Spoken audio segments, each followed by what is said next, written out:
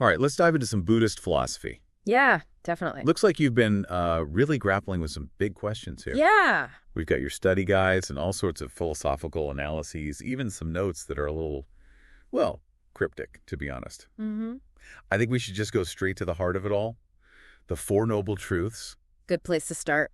But we're not going to, just scratch the surface. Oh, we'll go deeper. We really want to understand how these truths actually shape our reality, like your sources suggest. I think that's key. Okay, so one thing that really jumped out at me from one of your sources was this statement. The 10 Commandments of Buddha and God are the same. Pretty bold, right? It is, yeah. I mean, it's trying to connect Buddhist and Abrahamic thought. Yeah, what do you make of that? Well, it seems like a big leap at first, but when you really dig into it, it might be pointing to some shared ethical foundation across these different religions. Yeah, I see that. I mean, both traditions offer guidelines for moral conduct, right? So maybe that's where the comparison makes sense. Yeah, and then it goes on to say, Buddha and God think we're the same. Almost like they have this common understanding of human nature. Yeah, despite the different religious frameworks. Mm-hmm. Now, before we get to the Four Noble Truths themselves, I noticed something interesting in your notes. Oh, yeah. You have a question about the nature of Buddha. Right. About the existence of one Buddha or many Buddhas and sentient beings. It's a real head-scratcher. Yeah, it's a big question. It is. And the answer your source gives is pretty interesting, too. Yes, but there is no difference in wisdom. There is one without appearance. Okay. It gets at the core of enlightenment in Buddhism. Yeah. So many beings can achieve enlightenment, but the wisdom they embody is ultimately unified and formless. I get it. So even if there are many enlightened beings, they're all tapping into the same fundamental truth. Exactly. Like Yeah. waves in the same ocean. Right. So this leads us perfectly into the Four Noble Truths, which provide a framework for understanding not only the nature of that truth, but how to access it. And your sources are saying these truths aren't just abstract concepts, they shape our reality. Right. There's that quote that says, rather you create yourself according to the relevant karma, the so-called Four Noble Truths. What stands out to you about that? Well, it seems to suggest that how we understand these truths and what we do about them determines our experience of the world. Yeah. It's like not just about knowing them, but really embodying them. Mm-hmm. Our actions are the building blocks of our reality, right? Right. And those actions are informed by how we approach the Four Noble Truths. Yeah, it's a powerful insight. Yeah, so the first noble truth is dukkha, often translated as suffering, but my study guide says it's broader than just physical pain. It is. It includes things like dissatisfaction and impermanence, this inherent unsatisfactoriness of existence. And, your sources actually describe 3 phases of suffering, which is a pretty interesting way to unpack it. Yeah, let's break those down. Okay. So the first one, if I'm getting this right, is the actual experience of suffering itself. That's right. Like stubbing your toe, totally unavoidable. Yeah, that immediate pain. Yeah. But then we have the second phase, action and suffering. Oh, interesting. This is where our reaction to the initial pain kicks in. Okay. You yell or get angry, maybe you just dwell on the discomfort, Mm-hmm. but the suffering is actually compounded because of how we respond. So we're like adding fuel to the fire. Exactly. And that takes us to the third phase, bad suffering. Oh, no. Yeah, this is where it spirals. Oh, how so? That initial pain triggers a whole cascade of negative thoughts and emotions. So the suffering amplifies and lingers, because of our mental and emotional patterns. Oh, I see. Yeah, so instead of just experiencing the pain of a stubbed toe, we're like, why me? Exactly. I'm always so clumsy. You create this whole narrative around the suffering, Yeah, prolonging and intensifying it. Right. It's not just the initial experience, it's how our minds turn it into something much bigger. Wow, that's really insightful. And this understanding of these different layers of suffering, that sets the stage for the second noble truth, which explores the root of this whole experience. And what is that root? Well, based on your materials, it seems to be craving or attachment, clinging to things that are ultimately impermanent. I see that. Yeah. And my source actually makes a connection here to the 25th existence. Right. It's called setting collection in that particular text. Yeah. It's a bit cryptic, though, to be honest, because the idea of the 25th existence isn't fully explained. Okay. But from the context, it seems to point to this state of being stuck in the cycle of suffering, driven by this craving and attachment. So we could think of the 25th existence as this illusion of a separate self. Yeah, that's a good way to put it. Constantly seeking fulfillment in external things, Mm-hmm. which, as we know from the First Noble Truth, those are impermanent and just lead to more suffering. That's the trap, exactly. Exactly. The trap of the 25th existence. And that leads us perfectly into the third noble truth. Finally, some good news. Yeah, a glimmer of hope. Nirodha, the cessation of suffering. Right. So the second truth tells us the root cause. This one tells us suffering can actually end. Yes, and the key is to eliminate craving and attachment. Okay. Breaking free from that 25th existence, that cycle of grasping. Oh, I see. And there's this connection here to how the Source defines destruction annihilation. Yeah, what about it? Well, they define it as the elimination of the 25th existence, which makes me think it's not about literal destruction, Right. more like destroying that illusion. Yeah, that false sense of self. Yeah, that's at the heart of suffering. Exactly. Okay, so we know suffering can end, but how do we get there? That's where the fourth noble truth comes in, Magga, the path to liberation, the way out of this cycle of suffering. And your materials describe it as the Mahayana, the branch of Buddhism that focuses on achieving enlightenment for everyone's benefit. Everyone. Yeah, all beings. Oh, wow. It also mentions the cultivation of precepts and wisdom as crucial elements. So it's not just about personal liberation, but helping others find that freedom, too. Exactly. It's about embodying wisdom and compassion in your thoughts, words, and actions. I see that. And that leads us to a really interesting concept. Right. This idea of leakage, which your sources touch on. Right, law with leakage. What is that exactly? Well, it refers to actions and causes that perpetuate the cycle of suffering. Okay. Your source calls these causes sets and their result suffering. Mm-hmm. It connects directly back to the second noble truth, the origin of suffering. Right, because our craving and attachment fuel that cycle. Right, so leaky actions are those driven by craving and attachment. The ones that create more suffering. Exactly. And law without leakage then must be actions that lead to liberation. I like this leakage concept. It's a really powerful way to frame it. Yeah, it is. Like our actions either poke more holes in our boat, letting in more suffering, or they help patch those holes, allowing us to sail towards a state of freedom. I love that analogy. Yeah.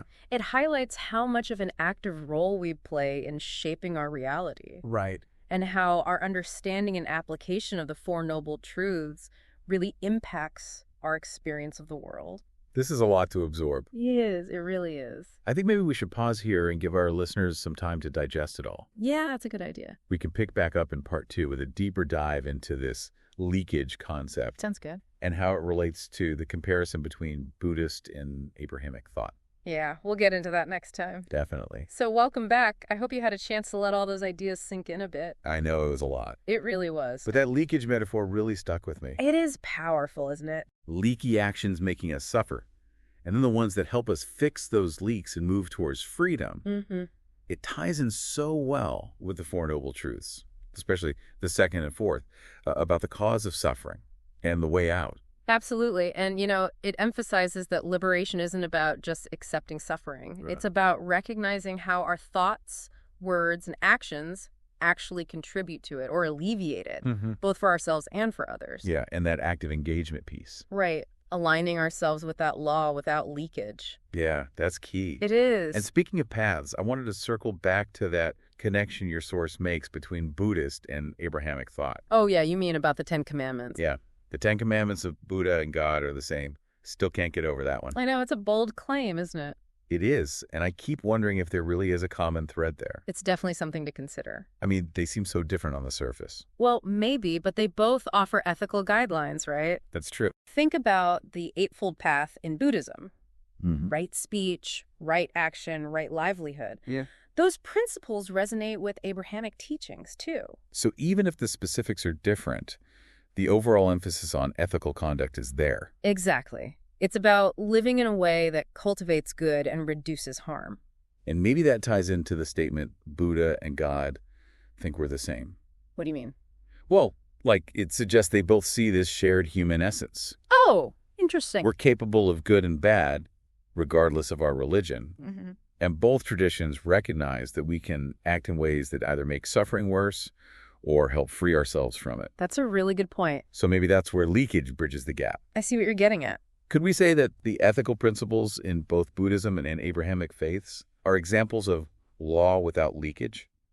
I think you might be onto something there. Really? Because when we act from compassion, kindness, wisdom, Yeah. we're essentially aligning ourselves with that law without leakage. Right, patching up those holes in the boat. Exactly. And that's something both traditions seem to aspire to. It's like a shared goal. It is, finding common ground. Yeah, focusing on that shared destination, even if the paths are different. Absolutely. And it reminds us that at the heart of many spiritual traditions, there's this deep concern for human well-being. Yeah. A desire to alleviate suffering. It's like a unifying force. It is. It really is. And it all comes back to the Four Noble Truths. They don't just help us understand suffering, but how to actively work towards ending it. Not just accepting it as inevitable. Right. But recognizing the causes, those leaky actions, Yeah. and making conscious choices to align with the path of liberation. Like a roadmap. You got it. A roadmap for navigating life. Finding greater freedom, peace. Yeah, fulfillment. And it's not about escaping the world. No, not at all. It's about engaging with it skillfully, compassionately, cultivating wisdom so we can move through life, minimizing suffering for ourselves and others. It's a journey of self-discovery, It is. growth, transformation. I'm really curious about this part where your sources talk about cultivating precepts and wisdom. Yeah, what about it? What does that even look like in practice? How do we cultivate those qualities? Well, cultivating precepts involves training our minds and actions Okay. to align with ethical principles, making conscious choices to act skillfully, kindly. Putting those ethical principles into action in everyday life. That's it. And cultivating wisdom is about deepening our understanding of the Four Noble Truths. Okay. Really seeing how they apply to our lives. So connecting those intellectual insights with lived experience. Exactly. It's transforming understanding into action. So it's an ongoing process. It is. Continuously learning, growing. Refining our understanding and actions based on these truths. Yes, exactly. It's not about reaching some perfect state of enlightenment overnight. More about making consistent effort to move in that direction. You got it. And it's a journey worth taking. The Buddha said, "There is no path to happiness. Happiness is the path." That's a beautiful quote. It is. It speaks to how powerful it is to engage with these truths. Not just as ideas, but as principles that shape how we experience the world. Right. And happiness isn't some far-off goal. It's a way of being, way of engaging with life. Rooted in wisdom, compassion, and understanding the Four Noble Truths. Exactly. Wow, we've covered so much in this deep dive. We have. The Four Noble Truths, this idea of leakage, even connecting Buddhist principles to Abrahamic thought. It's a lot to take in. It is. But what I find so compelling is that it's not just theoretical. No, not at all. It's about applying these insights to our own lives. To our experiences of suffering and the potential for liberation. You're right. That's the heart of it. It is. And it makes me think about this question from your source material. Okay, which one? The one about how our actions shape our reality according to the Four Noble Truths. If we're creating ourselves based on these truths, what leaky causes can we address in our own lives to find more freedom from suffering? That's a big question. It is, and it's personal too. It's a call to look inward, don't you think? I do. And really assess how our thoughts, words, and actions might be contributing to our own suffering or the suffering of others. Like, are we clinging to things that won't last? Are we letting anger and frustration control us? Yeah, or engaging in harmful behaviors. It's about mindfulness. It is. Self-reflection, making choices that align with the path to liberation. Exactly. It's a reminder that we have the power to change. We can shift those leaky patterns, create a reality more aligned with peace, compassion, and well-being.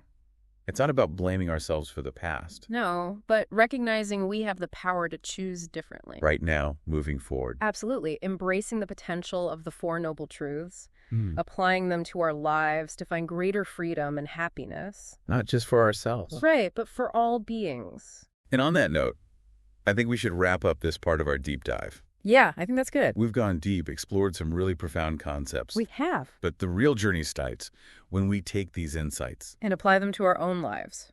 Exactly. Back again for our final part of this deep dive into Buddhist philosophy, focusing on the Four Noble Truths. We've explored a lot, haven't we? I know, it's dense stuff. It is, but hopefully you're feeling like you can use this, you know? Yeah, that we can shape our own reality and move away from suffering. Exactly. These Four Noble Truths, they aren't just some ancient wisdom. Right. They're a framework, a living one, for understanding ourselves, the world around us. And your sources really stress that it's a process, this liberation. It is not a destination. You don't just arrive. Right? Always learning, growing. Exactly, and constantly refining how we understand things, how we act. So to wrap this up, what key takeaways would you want our listeners to really take with them as they keep exploring Buddhist philosophy? I'd say remember that the Four Noble Truths aren't just ideas. Right. They're a guide, a real guide to living a better life. Okay. One that's more fulfilling, meaningful. Yeah, and it's about making them real in our own lives. It is. And I think that leakage concept we talked about Yeah, that's a good one. gives us something concrete to work with. It really shows how our actions are tied to whether we suffer or find liberation. Exactly. And it gives us that responsibility, to make different choices.